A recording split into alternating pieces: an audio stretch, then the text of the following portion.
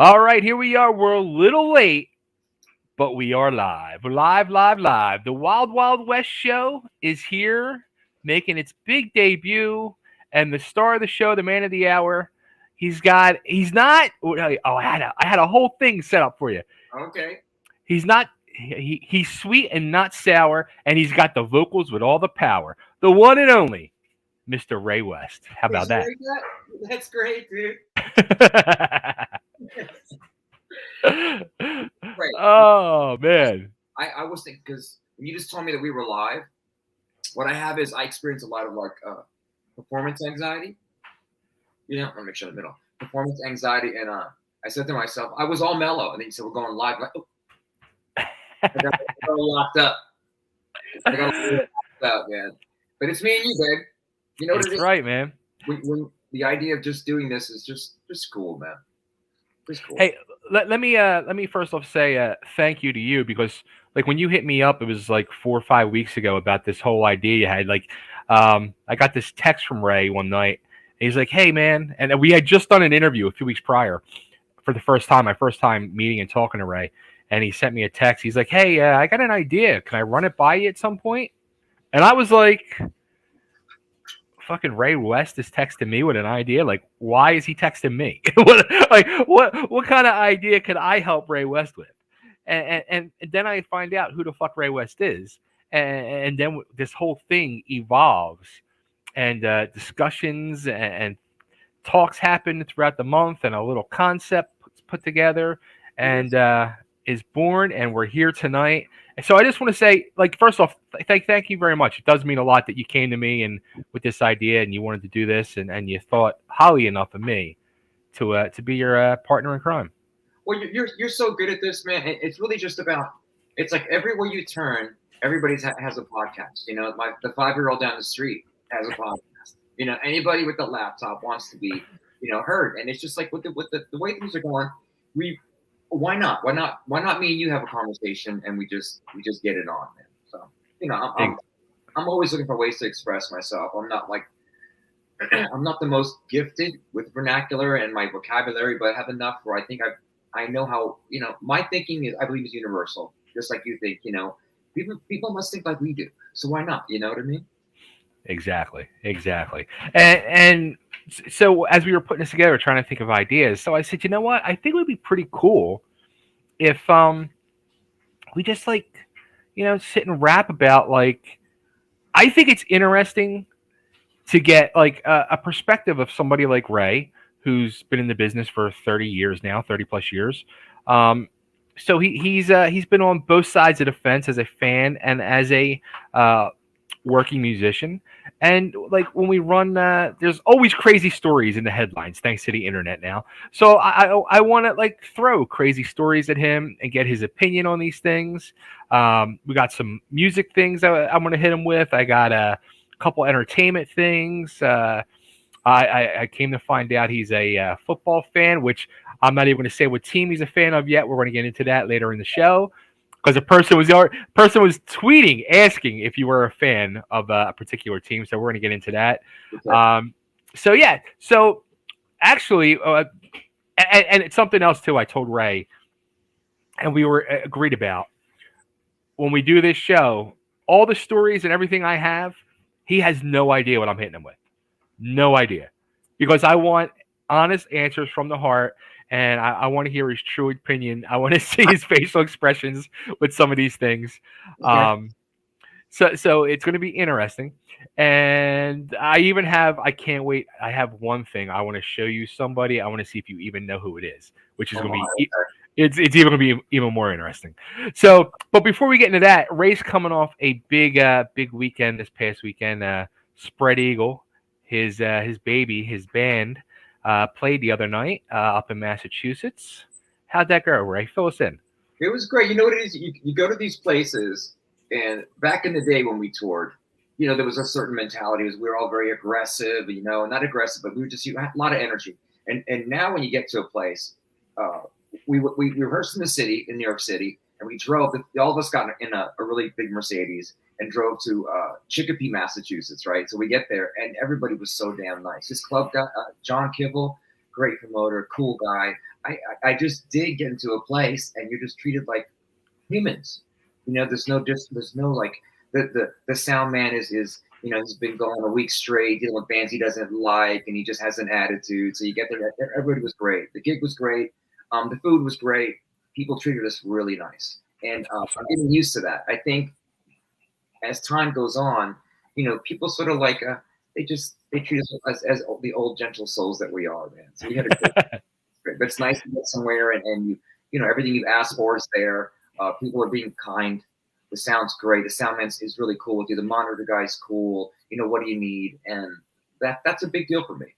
For this band to be comfortable, and the gig to have its sound check, and to get to that point where we can now have our, we take time with our sound checks. We don't take enough time where we fuck over other bands. I hate that. Right. What it was like as an opening band, and the headline would just take an hour, 2 hours. I won't name names, but people do that, and they do that. They fuck over bands. It's fucked up. So we managed a great day. We had the weather was beautiful. We came at the tail end of the hurricane was really ugly and rainy, and it cleared out the day that we got to drive to Chicopee. That was great, man. So drive was great. The vibe was great. The gig was great and fun. And they gave us a great hotel too, so that was pretty cool, man. A complete package. Yeah, I think I gave it a long answer, but you know what I mean. It's not a long answer, and actually, like, it sounds like, as time has gone on, like when you do shows like that, it seems like almost like a more chill setting, as in back in the day. I guess it was more because there was so much competition amongst the bands. Everybody's fighting to get signed and this and that. So it sounds like it's just a way more relaxed situation nowadays. It's great because I think over time we developed into something really cool, and we don't have the same mindset we used to have. I don't have to walk into a room and be the biggest, act like I'm the biggest dick in the room, be the cock of the walk. Just be cool, be yourself, and you want the creature comforts. You want to be just treated like human beings, man. Yeah. A good sound check. Give us a nice room to chill in, so we're not all over each other and over everybody else. And everybody's relaxed, man. That makes for a great mindset to play. That's awesome. Now I enjoy it. I enjoy even the car ride, the plane. I enjoy that now. I took it for granted. It's nice to walk into a room and people give you some respect and they just treat you right, and it makes you feel good, so you want to put out, because I could just get away with not hitting the notes and not trying, and just walk. But you want to do right by everybody that came to see you play, because now they want to see we over time, well, who is Spread Eagle? Where did they go? What's the creature that came back to life when you want to see it? And how does it work? Does it perform well? Are they nice guys? Are they assholes? And so that it's nice to be treated properly. That's awesome.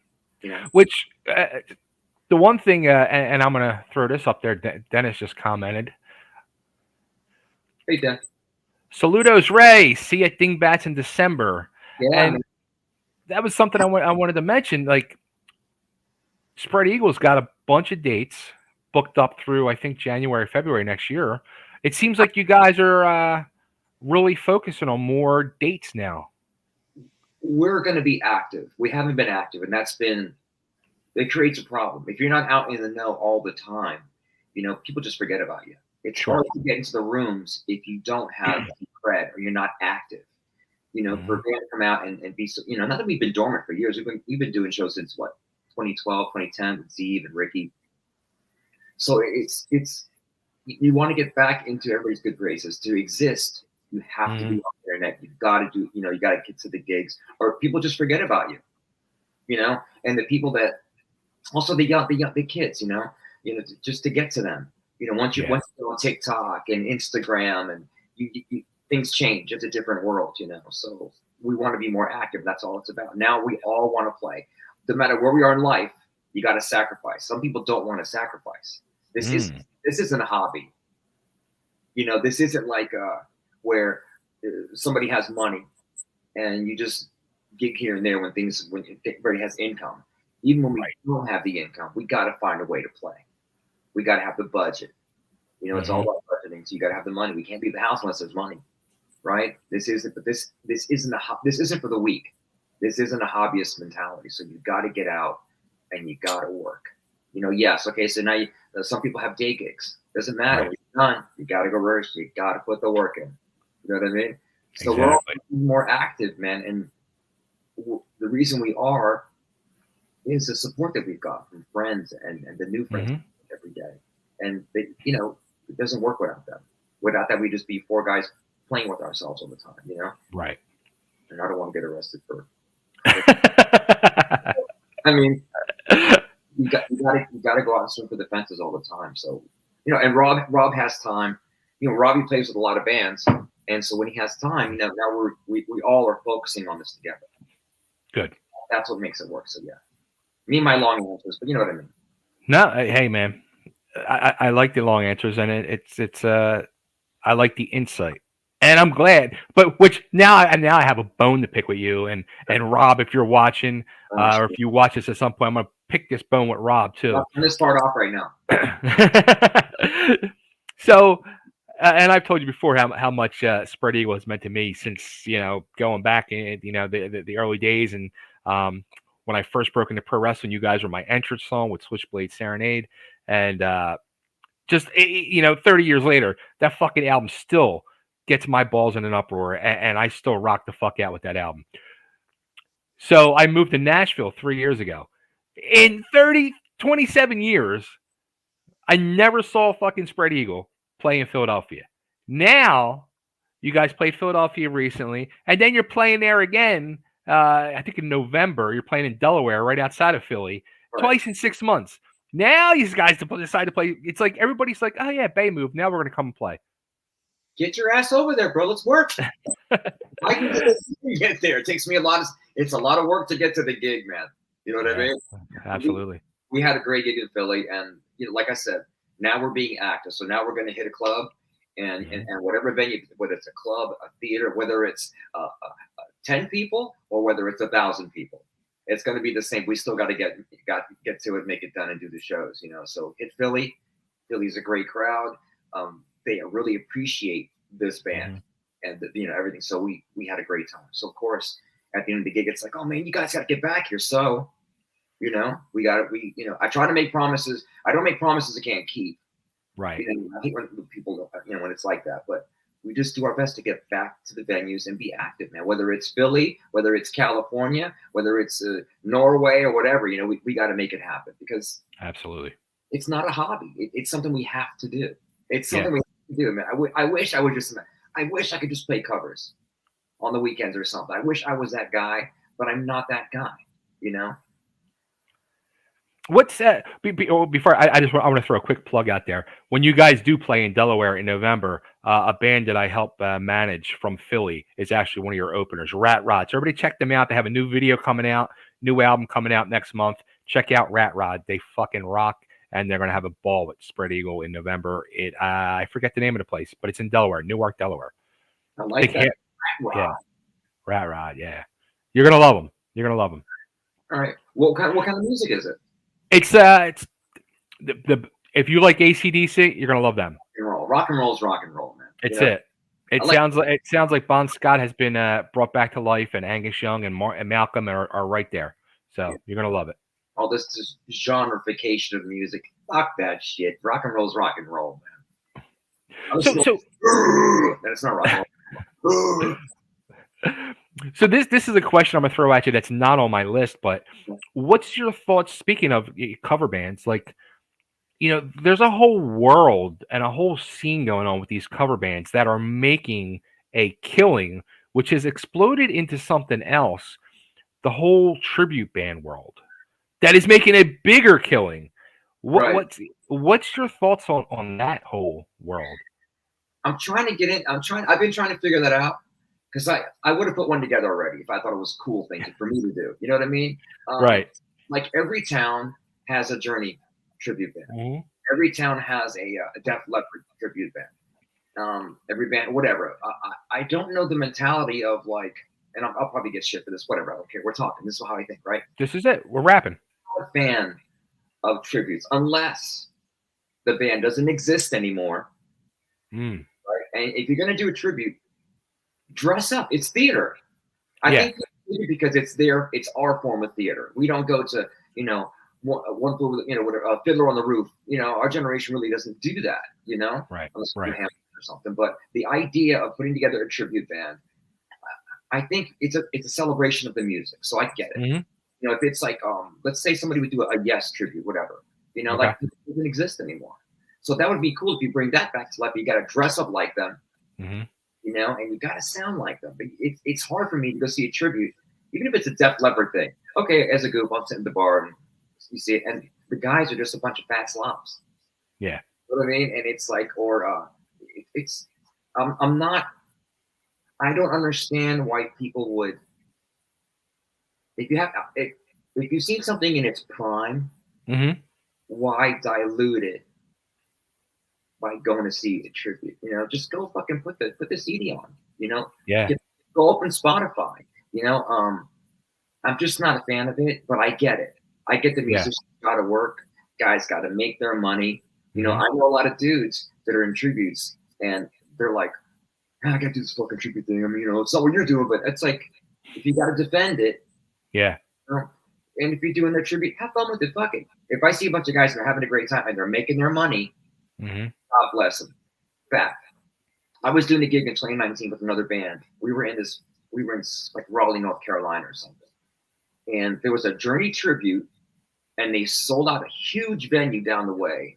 It was like 1,000 people, and we were playing to like 300 people. Okay. You know what I mean? So you got like hardcore rock and rollers, the new age kids people that want new music, and you tribute thing going on. I don't get it, but I've been to a couple of good AC/DC tribute things. They were strong to me, and it's the same conversation. Yo, man, there's a tribute band. Come on, let's go check it out. And I'm like, whatever. Is there anything else? No, it's really good. It's good fun. Come on, get out of the house. Always in the house. And there's a band. It's called Shoot the Thrill or something like that. But they're a crib. The singer looks like Bon Scott, but and he talks and sounds like he sings like Bon Scott, but he talks like him.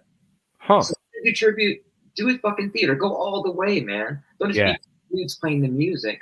So I myself wouldn't put my hard-earned money on going to see a tribute, but for the people that do, hey man, everybody has their thing. You know what I mean?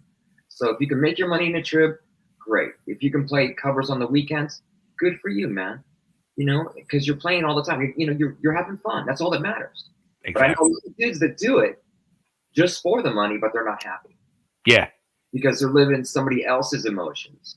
Sure. You're someone else's emotions, man. That's not yours. So a lot of bands, you go to see them, and especially the tributes, whether it's a moment and the fans are just so into it that they're like a Pearl Jam. I saw Pearl Jam tribute years back. Okay. Because my friend was in it. And they were very good. They looked nothing like them, but the band was great. But the people were like, the band was selling merch. A tribute band was selling merch like they're the band. And right. And the people in the audience, and I don't know what the mindset is, but they're suspending their belief. So they're going to see this band like a hard rock venue. Right. 2,000 people. And I'm watching it. I was like, this is fucking silly. I really tried. I'm taking advanced playing their asses off, but this is just silly. Either the audience is pretending and the band's pretending and they're all pretending together and they're all in on it, or maybe they all really believe that this is really happening. So I don't know, man. Everybody we're going to get shit for it because some people are in tribute bands and they're very like, I make all this money. Great, man, good for you. But you're still living someone else's emotions. Yeah. So if you can make money, great, man. Great. That's the thing, like with the tribute bands, like you said, I mean, they're drawing great. The musicians are amazing musicians, very, very super uber talented musicians. Right. But yeah, it's like you're playing somebody else's emotions. I guess that's the best way to say it. And let me say this, man. The generations of organic, great rock bands, are gone. Yeah.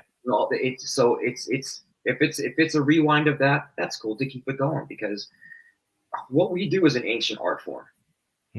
You know, it's like it's really organic, which gets us into a whole nother conversation about triggering and tracks. That's a whole separate conversation.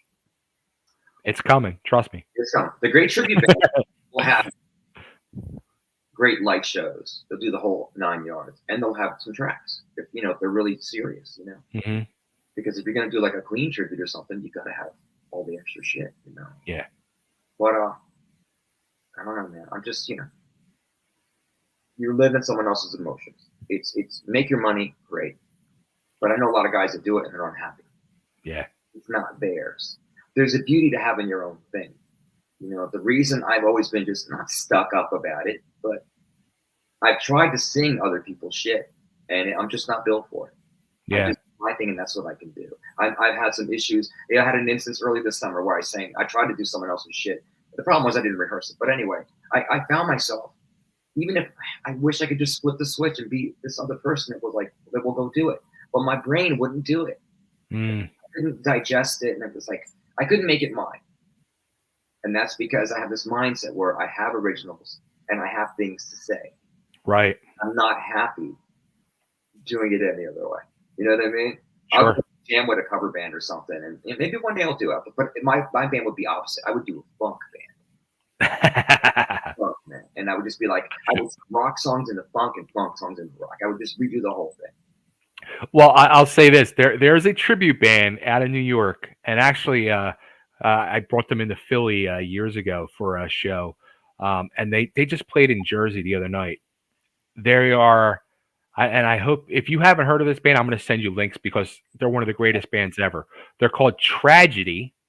They are a Bee Gees tribute band, but they redo it all, and they do mashups, whatever you want to call it, mashups, and they make it metalized, and they mash it up with different versions, and they make it original. It's amazing. You see, now, that's cool. See, I get, because I love the Bee Gees. I love the Bee Gees. You're an idiot. You know what I mean? Right. But I mean, that's cool. Like, take something and mash it and fuck with it. Yeah. You know? Make it fit the now. You know, don't, you know. But if you're gonna do it, like, okay, the Zeppelin tribute band, that's been around forever. They're great. They're great. You know, and Zeppelin's always did what Zeppelin hour on the radio. We got just, you know, we got saturated with that shit. I was so hit over the head with Zeppelin when I was a kid. I was like, man, I'm like so sick of fucking Zeppelin. You know, but you respect Zeppelin because it's fucking Zeppelin. Yeah. You know, that's a great idea. I like that idea. Anything Bee Gees, I'll go see that. Once again, a band you would have a ball. Sure. You know, it's not like where the Bee Gees kids or the new Bee Gees. You know, you're not going to get a round robin on that. You know, you're not going to get Wolfie doing Van Halen.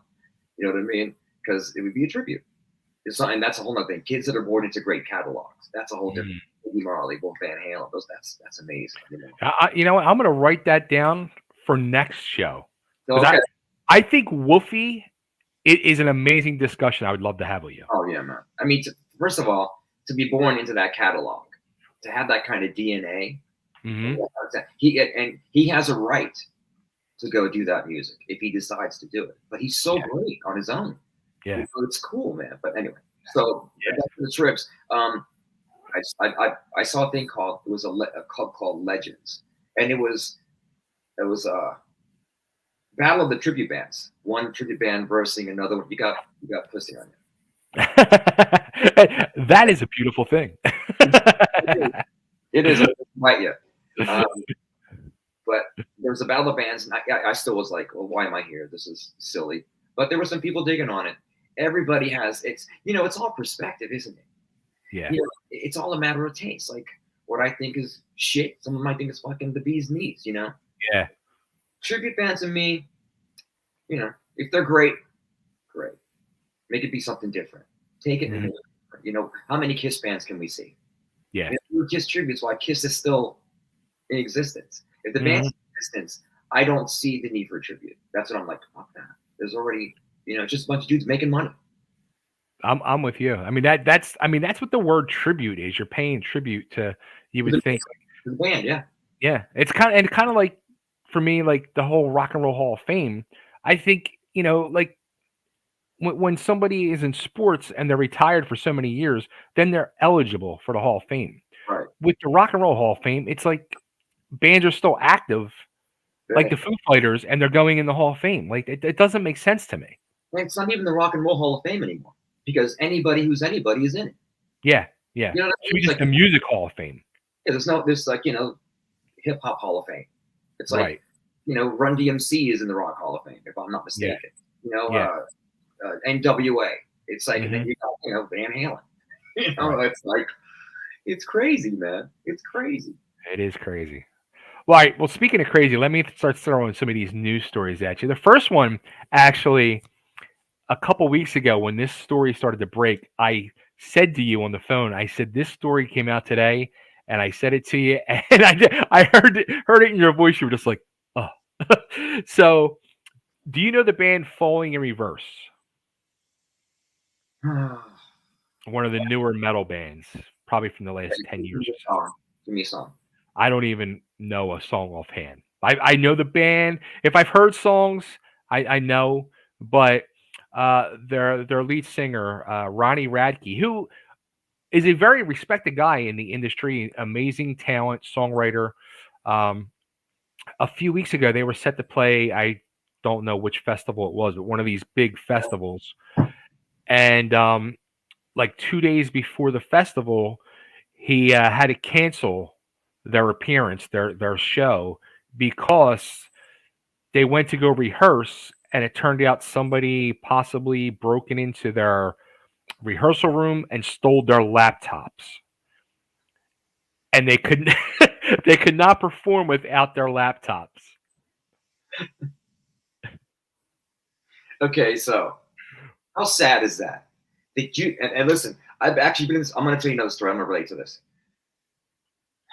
If you're in a band that can't play without a laptop, you're not a band.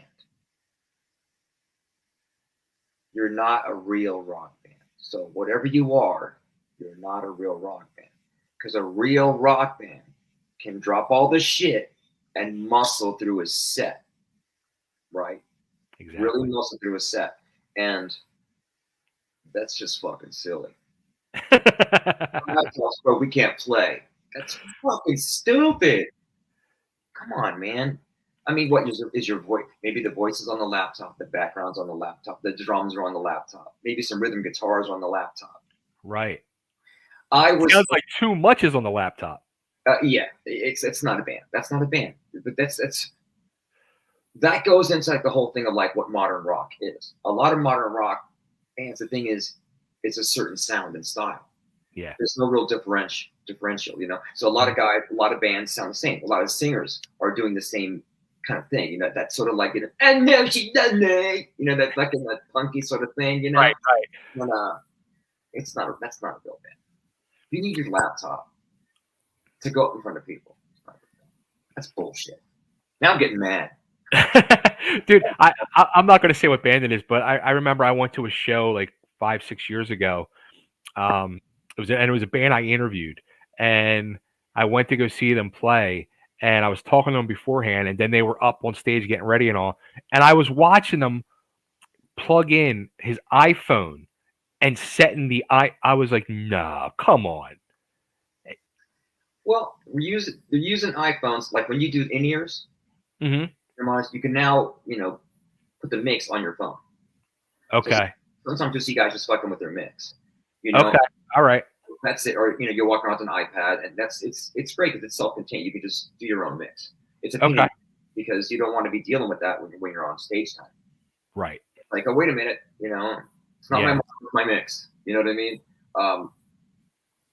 Takes it back to the laptop thing. It's just Well, this story explodes now, okay? Because after this went out there, Eddie Trunk, Eddie Trunk went, and he was kind of like pissed, and he said something along the lines of like, "When are fans, promoters, etc., going to start standing up and stop paying these prices for bands that are using recordings and tracks?" I don't think that's ever going to happen. I think the kids are being fed a certain kind of music, and and, Okay. and, and the way it's presented that becomes natural. If you hear something enough, it becomes part of the fabric of everything. Sure. I'm just saying. I don't think it'll. Rock and roll used to be cyclical. Remember, we used to have these 3-year cycles back in the day, and it would get to really the silly point of rock and roll, and then it would reinvent itself. Now it's so fucking divided with everything. Yeah. But new rock Mhm. is always going to have that. It's always going to have tracks. It's Yeah. always going to have tracks, and it's always going to have tracks. You know what I mean? It's like it's not right. going to change, man. So all of us old guard, Eddie Trunk, whatever, we can talk a good game. Doesn't matter. The kids are going to do what they want to do. We have no control over them. Mhm. And if you're a kid in a new band, you've got your laptop. You're recording at home on your garage band because that's all you need. You don't got to go pay $100 an hour in some crappy studio, to get your shit done. Yeah. It's all different, man. It's a different game, which is Totally. We can talk about this for 8 hours. It's a different game. But Totally. anybody that has a fucking laptop at home thinks they're a fucking rock star. Even the way we think about it. If I'm a kid at 16, 17, and I just track the stuff at my house, I'm at my school trying to pick up girls. Yo, man, yeah, my album drops tomorrow, man. It's on 17th Street record label, man. You know what I'm saying? It's I produced it. You know what I'm saying? And shit. Here we go. And anybody can say that. Anybody can be a fucking rock star, man. Yep. Yep. Even the word's watered down. Rock star is like something chefs say. That chef's a fucking rock star. It's true. Anyway, I just think it's. I hope it would change, but maybe some kids, Greta Van Fleet, there's these bands that sort of do this organic thing. Kids going to school of rock. Kids learning how to play an instrument. We gotta keep breathing life into that. Hopefully that will come around and somebody will stand up one day. Some kid's gonna be a Burning Man. And he's gonna set up a stage and he's gonna have a laptops and he's gonna burn it all down and make a statement. You know what I mean? Yeah. So we're trying to, even like what we do, we're trying to tell everybody, look, this is what a rock band is. Mm-hmm. Get up and hit it and have fun. It's organic, it's loud, it's distorted. It's not perfect. The problem with fucking new rock and roll is everybody's got the tracks and in-ears. So what you get is an album. You get the song, it's 2.5 minutes or 3 minutes. That's it. There's no segues, there's no jam. Mm-hmm. The reason the Greta Van Fleet does so well is that they jam. They're showing people this is what's going on. And Greta Van Fleet, is like about is that bridge between the kids and organic music. Are you a fan of them? I didn't want to be. I didn't want to because I'm like, man, they're too good, And wow. Some people they sound like Zeppelin. Okay, great. That becomes generic because they're not they have the qualities that Zeppelin have, but they don't sound like Zeppelin. Let's get that right. Okay. So I think I knew they were going to be great, just because the singer's so amazing and they're just they just seem down to earth in their interviews. They're not snooty. They grew up on the blues, so they said they grew up on the blues. So when I saw them live, that's when I was like, holy shit, they're great. Because number one, they're playing to a lot of young people. And to hold young people's attention nowadays is tricky. Mm-hmm. Now, they did it for an hour and a half. Yeah. By having their tunes, just the way they were vibing back and forth with their fans. I was one of them that day. And I learned my lesson. They're fucking amazing. Live, they changed my opinion live. You don't. You can tell me something's good or bad, but I'll just take it like that. I have to digest it for myself. Sure. So I think their second record was shit, but they're a great live rock band. Greta Van Fleet is a great live rock band. I personally, I have never given them the chance just because of the whole Zeppelin thing. It just rubbed me the wrong way. Mm-hmm. But for what you're saying, I want to give them a chance and see if they can impress me. Yeah, because there's something it's shit, right away. But there was something about them. I said to myself, they're so talented. There has to be something to it. Right. They're not writing ABC I Love You songs. They're jamming. Yeah. They're playing off the blues.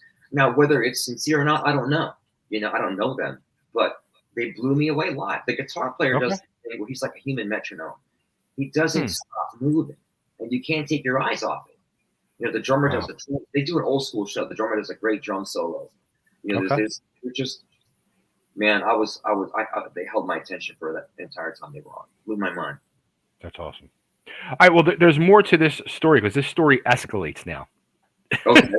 Okay. So after Eddie Trunk chimed in, Ronnie started firing back and started a bad mouthing Eddie Trunk and saying he doesn't understand modern music and this and that. And somebody came in and started chiming in and came to Eddie's defense, which then escalated into now this person is challenging Ronnie Radke to a fist fight. What? And he wants to teach him old school rock and roll way. And that is the one and only Mr. Sebastian Bach, which I think didn't Rob plays with Sebastian, right? Okay. Now I know. See, now Rob mentioned this the other day. Okay. Now we're on the same page. I'm glad you didn't tell me ahead of time. So Rob and I had this conversation in the car on the way to the gig, and I was like, "But this is a modern rock band." Yeah, well, Baz is like all about tracks, and it's been like a thing, and I didn't know it was a thing. So you just told me, so that's a big, Okay. I guess. More. Hey man, more streams, more spins, right? More attention. Sure. Whether it's beef, whether it's on the internet, everybody's watching it. That's like a big commercial for your band. So the other band's going to be huge, and Baz is going to have a great role and Yeah. great risk for his live show. You know what I mean? There's this fucking band. You know what I mean? It's like he's Baz is a fiery dude. Oh, he's got fire. He's a fiery dude, man. What a great metal singer. But anyway, we can talk about that for an hour too. Sure. Once again, man, I'm taking notes for the next show. you got the old guard, kind of like starting to fight with the new thing. Yeah. People don't understand each other. It's a live and let live, man. Modern rock bands are going to do their thing. They're going to have their audience. And that's live and let live situation. They're going to have their thing. You can't stop it. So I'm not. I don't pick fights with shit like that. If you want to be in a modern rock band and run tracks, God bless you, man. Go make your money. But just know you're not going to get that full respect from the old guard. Maybe they don't want the respect of the old guard. Maybe they don't give a fuck. That's old, man. Fuck them, man. We're going to do shit our way. That's the attitude. Rock and roll is about change. Rock and roll is about doing your own thing. So if doing your own thing is using a laptop and running tracks, then that's their thing. Right. Because rock and roll is about rebellion. So the way to rebel against the old school is let's use the new shit. So they're using the new technology, and they've adopted it into rock and roll, just like they adopted auto-tuning into hip-hop. What's modern. There's a great thing on Netflix called there's Pop. It's called Pop something. Everything, but they explored a whole episode on auto-tuning. How T-Pain, heard this Cher song. He wanted to know what she did, and he put it out there with auto-tuning, and he got so much hate on him. And then Kanye uses it and all this stuff, and he became like the godfather of auto-tuning. Now it's a thing. Now Post Malone is making $1 zillion auto-tuning, and nobody cares, except the old guard. We care because that didn't happen in our time. We didn't have that coming up in our day. So I get it. I get it. It's a new world, man. That's why if you are a band that plays without tracks, it just does organic rock, you just got to be great and bring the energy and show them that this is cool, man. This is how it's done. Well, there's another part to this story now. Somebody else chimed in from the old guard and took Ronnie Radke's side and said that part of the modern world of both live and recording is using tracks. And you might be shocked when I tell you the person's name. Tell me. Are you gonna maybe guess? You want to guess? No, let me see. Who old guard? Who would side with the kids? Well, it would be somebody who is. I'll give you this hint. Old guard in one of the biggest bands of the 80s.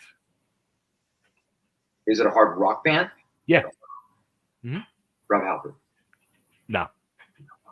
Coming off a huge tour this summer. I can't think. I'm stumped. Bring it. Nikki Sixx. Okay. One of the coolest personalities ever to play in a rock band. Absolutely. He's he's in a place where he gets all kinds of music thrown at him. He's trying to make his band, use tech to build his show, make it, always evolving, always evolving. Don't be afraid. I'm not afraid of the new shit, but it makes sense that Nikki Sixx would say that because Nikki Sixx, he seems so in tune with everything. He's just like, he writes well. It's Nikki Sixx, man. Mm-hmm. So I get that makes sense to me. It's Motley Crue and supposedly whether they do tracks or not, it's sometimes it's a crutch for bands. I think that's a huge word right there. So sometimes people will see it as that. Mm-hmm. But if you're as a band and you're playing these fucking stadiums and you feel that you need this little bit to make your sound happen, then you're going to do it. Yeah. And it takes a little balls to go against the old way of doing things. We're talking about tradition. Yeah. Rock and roll is tradition. Real rock and roll is organic. It's tradition. It's passed down.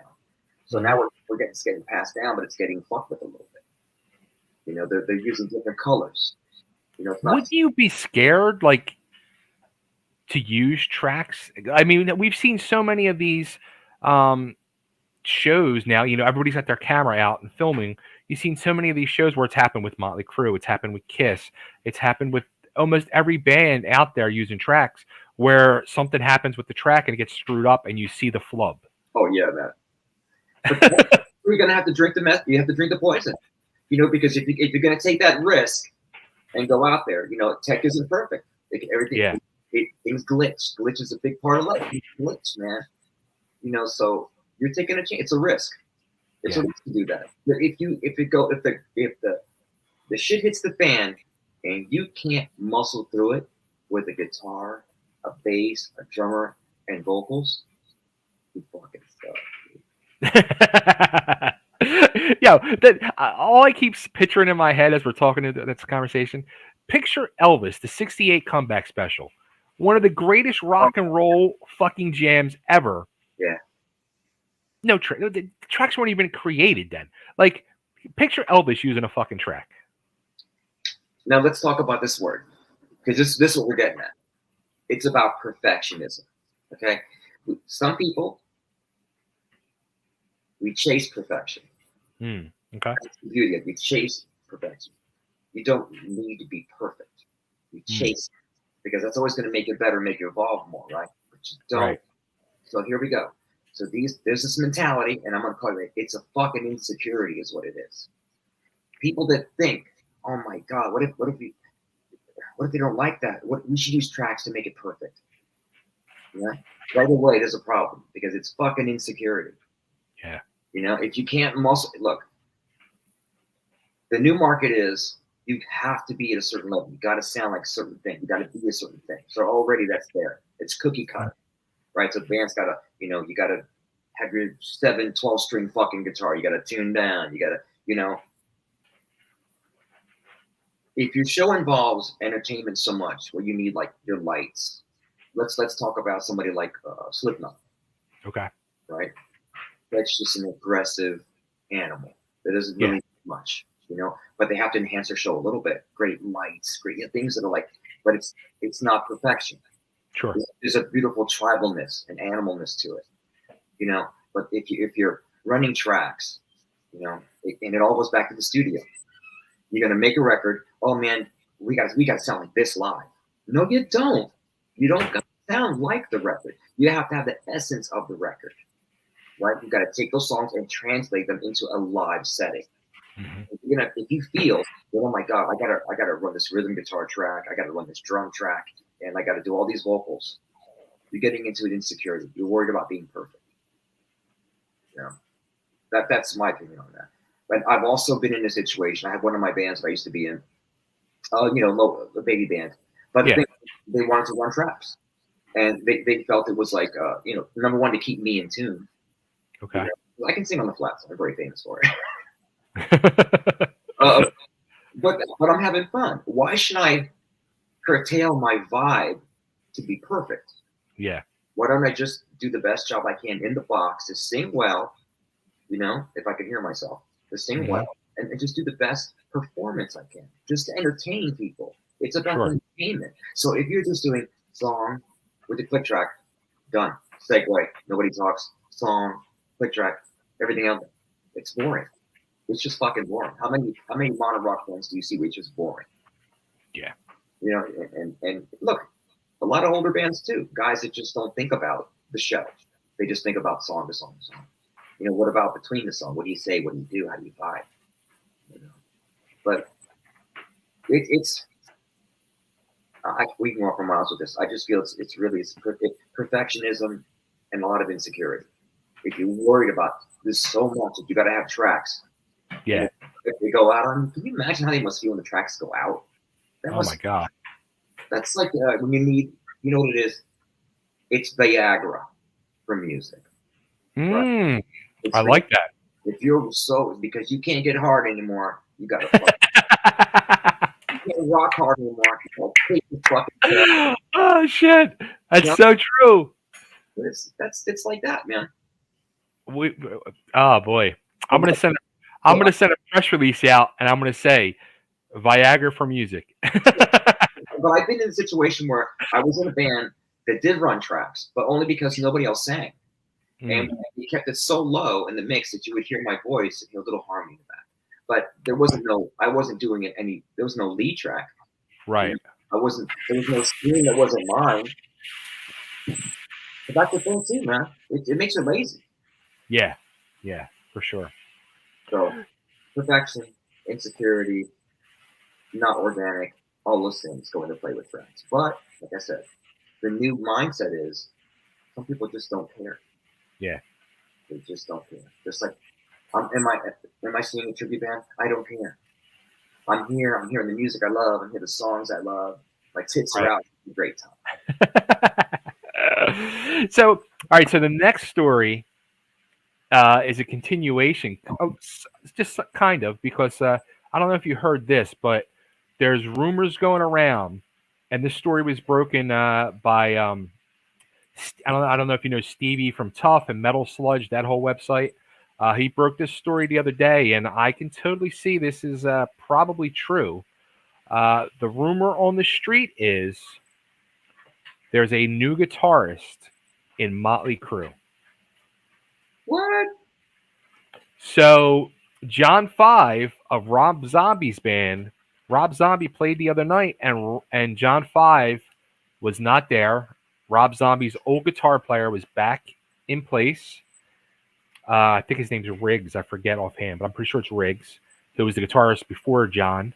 Um, and yeah, the word is that it seems like Mick Mars is going to retire, and John Five is going to step in because they are booking shows now for 2023. And John Five is the new guitar player of Motley Crue. No, And John is very close with Nicky. They've done some recordings and stuff, and he's very tight with Tommy. So it makes total sense. well, number one, he's great, Mm-hmm. but it's a great fit. It's almost like seamless because you know he's always putting out content. He's always making videos. So you know the public's very used to his persona. I think so. You know, and he's ingratiated himself so much into the public where I think it's kind of seamless. It makes sense to me. Some things like that wouldn't make sense, but he's a perfect fit. I hate using that term. He's a perfect fit. It makes sense to me. It just makes sense it would be him, and it would make sense that their machine is so big after doing the stadium tour that they would do that. You know, I guess it would mean that they were going to do another album. Maybe they would have him on because he's also writes. You know, so yeah. If that's a rumor, that's a good one. I you know, and Nick Mars is, you know, you see him on stage nowadays, and it's hard. To, you know, it's like this guy just. It's a shame, yeah. He's in pain. Yeah. So that makes sense. That's a cool one. I like that one. I would go with that. Do you think though it hurts, like you said, coming off this successful stadium tour? Does it keep them at a stadium tour level? Because you had the four originals, and now you have the new piece of the puzzle in there. Do you think that would hurt them and bring them back down to just arenas instead of stadiums? No, because their profile is really high right now. Their profile's always been high. It's Motley Crue. Yeah. You know what I mean? They've got their audience. If their audience is if their core audience, which is most of us, accept him, he's got the lotto. He just won the lotto. Look How at about that? it's like winning the lotto. It's like if Velvet Revolver was to be looking for a singer, whoever gets that gets the lotto. It's a catalog. It's already made. You know what I mean? Yeah, yeah, It's not a tribute. It's he's got most of the original right. notes. That's a different vibe. That makes sense to me. Sure, that makes sense. I would take that. Hmm. I like it too. I've interviewed John a handful of times and have met him a few times. He's like you. He's a beautiful person. He really is a great guy, and Oh, okay. I hope it is true. If anybody deserves that spot, it's John. Yeah, I think. See, that's a band that could easily, because look, another band that's had their awesome dramas in front of everyone. They're a great story. It's just a great story, you know. Yeah, And they've been touring. And there's a million Motley Crue tribute bands, but yeah, there's only one crew, right? So exactly. now, if they lose Vince, and Vince doesn't want to do it anymore, then it's not the same thing. Then it becomes something else. They Yeah, tried another singer, it didn't work. It's like there's a there's a comfort between the audience and the band. Like hmm we grew up with that. We'll accept that. A la like Van Halen, David Lee Roth, Sammy. right. I'm a Dave guy because that was what I grew with. Sure. Sammy was great singer, but it just wasn't Van Halen for me. hmm You know, It's weird with that whole thing. Like, I'm like you. Like, I was very much against the whole Sammy Van Halen thing until I've gotten older, and now I get it. I think it's like I think Van Halen with Sammy is more mature music, and Van Halen with Dave is just balls out rock and roll. right? It's Van Halen with Dave is like getting laid and having a beautiful girlfriend, Yeah, right? Sammy is like you're married and you're enjoying yeah. it, and everything is love. Is it love yet? When is it love? Is love? You know, Is this love? it's love, man. I, uh, that was the thing with me when I was a kid, man. My love for Van Halen and how the music made you feel. That triggered a lot of stuff in me because it made me just want to like, why not just go and entertain people and have fun? right, I wasn't in a dark goth band. I'm not like some pretty boy fucking tall dude. Like I'm just like a little freak that likes to sing and rowdy fucking rock and roll. You know what I mean? right. It was like always, I loved AC/DC because that I understood that they look. Sure. I look like that. Like I'm like I'm not. You know what I mean? And Van Halen's like, ooh, that's a cool funny band. Yeah. They all used to be pretty, but it made you think like, man, you could do anything. This feels good. That's like you pop open a really cold beer or something like that, or a great steak. It's like feels good. That's Van Halen. Yeah, absolutely. So, all right, so I'm gonna change gears now. Um, I came across there's probably one of the biggest stars in music. Okay, pop music. Um, who's naturally older now, broke through in the '80s, huge, gigantic star. One of the biggest, like I said, one of the biggest stars in music of all time. I probably even should have said that. I should just. I want to pop this video up, and I want to see if you know who this person is. Okay, I shouldn't even have gave you that hint, but could be Menudo or some shit like that. it's. I'll tell you, it's not Ricky Martin. Okay. Okay, so here you watch this, and I want to see if you know who this person is.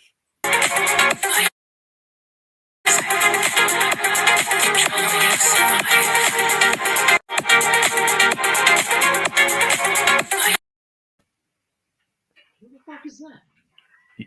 Do you? I want to do. I want to show you again.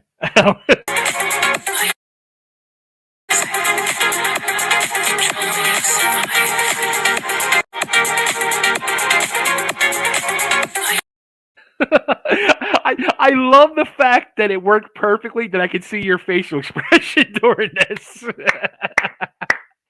I'm like, I couldn't figure it out. You want to see it again before I tell you? Yeah, one more time because just the face alone blew my mind. Like,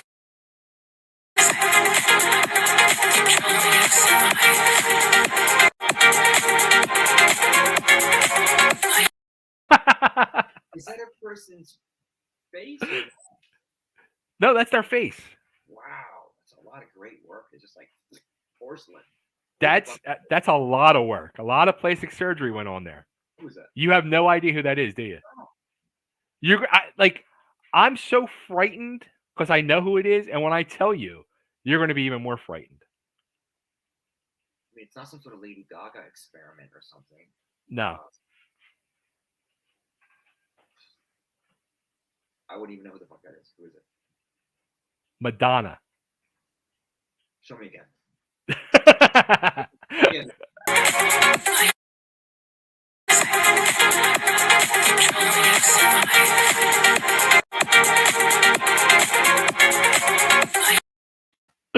Oh, what did she do to her face?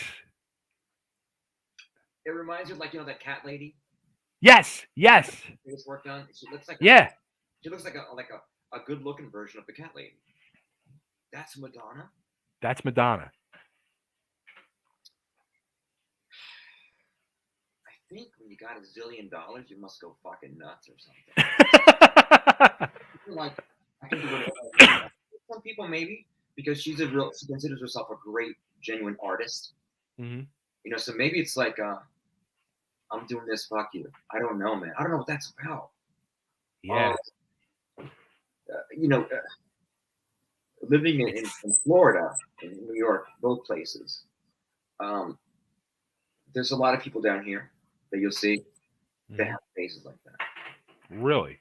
And you're like, they get into a fucking, like, Tesla, and they go down the street. But that is something else, man. Now I'm a Madonna fan because, back in the day, I used fucking Starlight. Okay. Man, I'm a fan of pop music because I think when you're drawn to singing, you're raised. I was raised on pop music. I was raised on AM radio. Right. And, like, I get the beauty of melody. Yeah. Or writing something in mind that's dark and has a melody on top of it. And Madonna is kind of a great artist like that. She's done a lot of stupid shit. But I don't know. She does all the stupid shit on purpose because everybody's watching. But I can't believe that's Madonna. That blows my fucking mind. Right. I don't know what that's about. Because if you're gonna do all that and get that tight and make that happen, maybe, It looks. Her face looks painful though. It's so tight. It's weird, man. It looked like a mask. Yeah.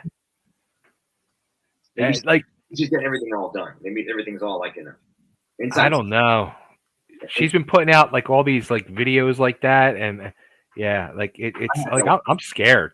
Now that we're doing this and we're rapping more, I'm gonna do a lot more research and stuff. When you send me next, I'm gonna fucking find some shit out because that's why I really love talking to you because you're in tune with all things that are going on. I have no idea. I live in a bubble. Dude, trust me, I'm not as in tune as I should be. Like these things come across, and I'm just like, wow, little blown away. I got you. So, all right. So the last topic for tonight, okay. We're going to change it up even more. We're going to go to the sports thing, because it is football season, and I found out as we were planning the show, Ray is a football fan out of all sports, and being from New York, I find out he's a Jets fan. So the thing that it really, I was curious. What's that? That's worse when you say it. But a curious question I honestly have before we get into the Jets. Being from New York, I mean, New York you got 2 baseball teams, you got 2 football teams. Like, is there like a way to choose? Like, is it like certain parts of New York is like for the Jets and for the Giants, or how does it happen? Or is it enemies? Is it like me being the Philly guy? Is it like just as bad as the Eagles hating the Giants? Like, is it like that? I thought it was a class thing. Like if you're blue collar, Jets. Okay. And Giants are more like, a little more like Giants are more refined to like the Giants, Really? Jets, okay.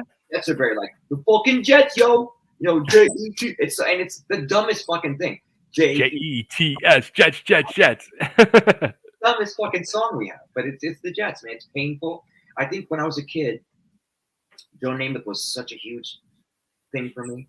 Like it was Evel Knievel, Joe Namath, whatever. But those two things went together for me as a kid. I don't know why. And something about Joe Namath just made me fall in love with like New York Jets football because it was such this thing, this great, powerful, cool thing. Yeah. And obviously, I'm alone. It's a suffering thing. It's crazy. But there's the same thing with like the Mets and the Yankees. Mets are blue collar, and the Yankees are a little more refined, for everybody. The Yankees are the commercial thing to like. Okay. The Giants are the commercial thing to like. The Jets are the thing, like, it's one day the Jets are going to come and kick everybody's ass. That's going to be hilarious. I'm going to sit back and laugh and laugh and laugh. But till then, I just cry and cry and cry. Yeah, there was a time I actually like enjoyed like growing up as a kid. Like I enjoyed the Jets a little bit, like in the days of like Mark Gastineau and Joe Klecko. Right. Richard Todd was the quarterback. Like I enjoyed that for some reason. I think it was because especially Gastineau and Klecko were such. They had that like star quality about them. They were just they were tough motherfuckers, man. Yeah, man. I just think growing up in New York, I just leaned towards the Jets. I have been known to sit at Giants games with my friends and root for the Giants. I'm just a New York team guy. I'm not a football. I'm not a bigot, right? I'm more like I just love the game, so I have no problem watching like the Buccaneers, play Kansas City because I'm like, wow, two great quarterbacks. I enjoy it that way. I used to be very, very geographical and very tribal about it. You don't like the Sure. how many people just shit on because of the Jets? It's like a joke. I'm running. It's like if you wear the shirt, forget about it. My friend, my great friend Frankie, and Frankie, he's hardcore season Jets, season ticket holder. He has remember the Joe Namath coat that was like the fur coat that was green. Yeah. He has that fucking coat. Oh, that's awesome. Same coat, but he wears it like in the wintertime. You'll see him on TV. He's great. He loves the Jets, man. You think he's real passionate about it. And I have another friend, Scott. He loves the Jets, and we sit at his house and watch games. And the way it seems to me, we're the only two guys watching the Jets, and everybody else in Florida is like watching everything. The Spins or whatever. But it's such a great game, man. It's such a great. It is. It's very militant. It's very military how the games run. Your generals and your soldiers or whatever. But I love the game. I love a great passing game. I love a great running back. I love a good defense. I like to talk football. I'm not a stats dude. I won't sit there and get that nerdy about it. But I will watch a full game and not be doing this while I'm watching the game. Like I'll watch a game. You know what I mean? Right. Like, or NFL's got this cool thing called the red zone. You can watch 100 games at once. And me with my Ray DD, I'm like, wow, look at that. So my girl, she loves the Dolphins. And I thought they were going to have a great year, but then their Tua got hurt really bad. It's funny because you see a team that's really been beat up for so long doing well. Yeah. But I do love Well, the Jets are doing pretty good. Aren't they? Did I just see they were 3-2 or something? 3-1, man. Well, I think it's 3-1. But they just won the game the other day, a tough game. Like they're winning games. People say they shouldn't be winning. It's cool to watch teams like even the Bills, man. I am not the biggest Bills fan. I got friends that love the Bills. Yeah. I mean, 4 Super Bowls, didn't get a 1. That's gotta suck. I bet on the Bills every time they were in a Super Bowl. I thought they were going to win. Every time. They deserved to win. I remember when they were the Super Bowl with the Giants and the Bills, and we were driving from the spread was driving from the gig somewhere.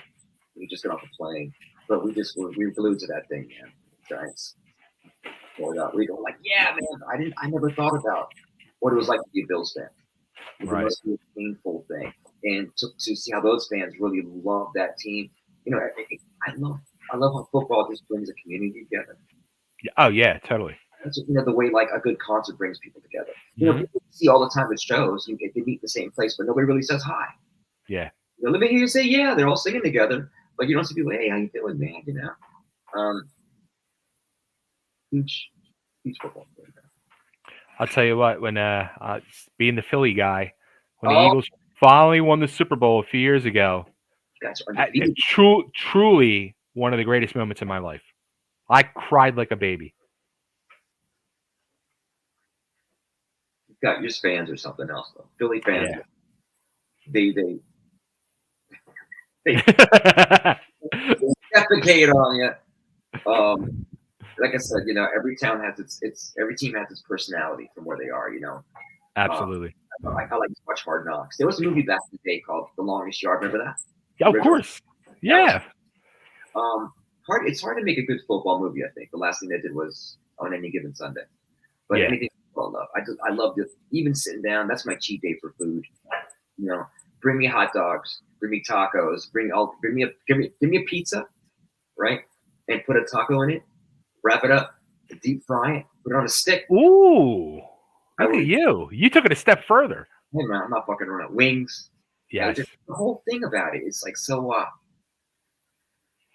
You got zillions of people tuning in to watch a fucking game. It's crazy. The one thing I don't do is we. We didn't win anything. They did it. I'm just a fan. I'm not crazy. They're like, oh man, we kicked ass this year. No, you didn't. You didn't do that. The team did that. So I'm really, that's what I'm like. Tribute bands and that. So I got to ask you before we close up. You mentioned wings. I'm a buffalo wing guy. I love spicy stuff. Are you like a person that goes for like that real spicy hot wings? I can do it. I like buffalo wings. I'm a purist. I don't want habanero sweet sticky Okay. balls. I want a great buffalo wing. You know what I do? I love to cook, man. So Okay. I turn Susie on to it's Old Bay chicken wing. I'm gonna give you the recipe right now. Everybody, you take Old Bay seasoning, right? Okay. You add garlic powder. You add onion powder, pepper. You put salt. It's already salty. But you take baking powder, and you put like for 3 tablespoons of Old Bay, you Okay. take 1 in the baking powder. You mix it together, and that way, if you grilled wings always come out soggy. The skin never gets crispy. The baking powder makes the skin crispy.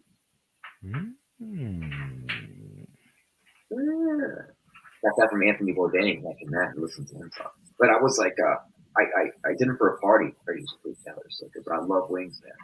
Well done, no breading, really buffalo. I like that. Frank, whoever invented Frank's sauce, that guy Frank. That guy Frank. Let's pay tribute to Frank. Great flavor, right? It's a great flavor. But I like a good wing, man. It got to be well done, got to be crispy. I love me some wings, but I'm like I love going to like Hooters or something, get me some wings, but I like them breaded. But I like go for like the hottest. Give me the hottest ones. If I've had a few beers and I'm smoked out, I'll eat a breaded wing. I'm not being snooty about it, but if you ask me what I like that kind of stuff. And when I cook the Old Bay seasoning with the baking powder, it's a game changer. See what I did? I saw what you did. But I've had people. I was on tour a couple years ago, and then we had a cookout, and I made some, and everybody was like, "Well, this is what the fuck, Ray? This is good shit." I go, man, Old Bay wings, nobody does it. That's interesting. Old Bay wings. I'm gonna have to go back and listen to this recipe now. It's cool. I'll try to do it. I'm writing it down because it works in the oven because they come out crispy. That's because I just hate soggy ass chicken skin. I'm with you. I don't want them soggy. And I'm a food guy, man. Give me chicken skin crispy. I will eat that shit. Absolutely. Well, dude, this has been a blast. This has been a hell of a fun show, a hell of a fun conversation. We're learning more and more to find out who the fuck Ray West is. I think both of us. Absolutely. I want to give a shout out though and a thank you too to my good friend Mr. Rockstar Rob, who hooked us up and did our logo, our Wild Wild West show logo. He put together for us. That's cool, man. God, thank you, Rob. Because so many people do these things, man, but nobody thinks it's time to put a logo together. And I always ask myself, why would anybody want to hear, our conversation? And there's so much conversation to be had. Everybody. Absolutely. You want to click with people on a certain frequency, so we're not trying to be something we're not, it's just me and you, and but everybody wants to connect. Absolutely. Just like I'm gonna get that kid down the street to guest host on our podcast. Be like, Cass, what's your podcast called? So everybody connect with us. Yeah, Connect man. with Rockstar Rob. Rockstar Graphics. Let's give him a plug. Rockstar Graphics. Check him out. He's on Facebook. He did our logo. He's a super cool dude. He does stuff for Johnny D and Brittany Fox and stuff like that. Go check him out. Check us out. We are on Facebook. We are on Instagram. And we are on YouTube. Make sure you subscribe to our channel. Give us a thumbs up. Leave us comments. Ask questions. And stay tuned. We're going to announce, in the next few days or so, we'll give you the next date for the next show. And I already have topics written down and whatever else pops up in the news headlines that we're going to talk to Ray about and get his opinion and have some fun. And I think we're going to talk more food next time, too. Yeah, man. We should have a recipes with Ray segment. Hey, man, food is life. You need food to live, right? Do it right. Absolutely. Absolutely. On that note, Ray, thanks, man. Have a great night. Everybody, thanks again for tuning in. And we're going to see you on the flip side. And stay tuned. We'll let you know when that is. See you next time, guys.